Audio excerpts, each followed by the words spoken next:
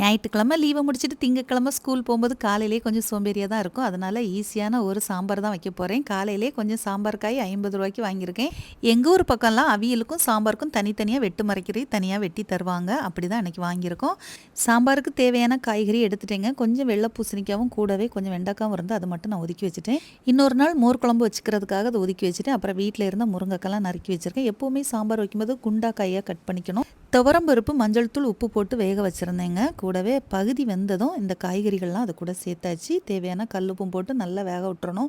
காய்கறிகள் வெந்த பிறகு சாம்பார் பொடி அப்படியே நம்ம தூவி போடும்போது உருண்டை உருண்டையாக பிடிக்கும். அதனால் நான் கொஞ்சம் தண்ணியில் கரைச்சி பேஸ்ட்டாகவே ஊற்றிருக்கேன். கூடவே கொஞ்சம் புளி கரைசல் சேர்த்து நல்லா கொதிக்க விட்டுட்டு கடைசியாக எண்ணெயில் கடுகு கருவேப்பிலை காஞ்ச மிளகாய் சீரகம் போட்டு தாளித்து பெருங்காய இப்படியும் போட்டு சூப்பராக இறக்கிற வேண்டியதான். கொஞ்சம் மல்லி இலையும் தூவிக்கோங்க. அவ்வளோதாங்க, சாம்பார் சூப்பராக ரெடியாகிடும். நல்லா கலர்ஃபுல்லாகவும் இருக்கும்.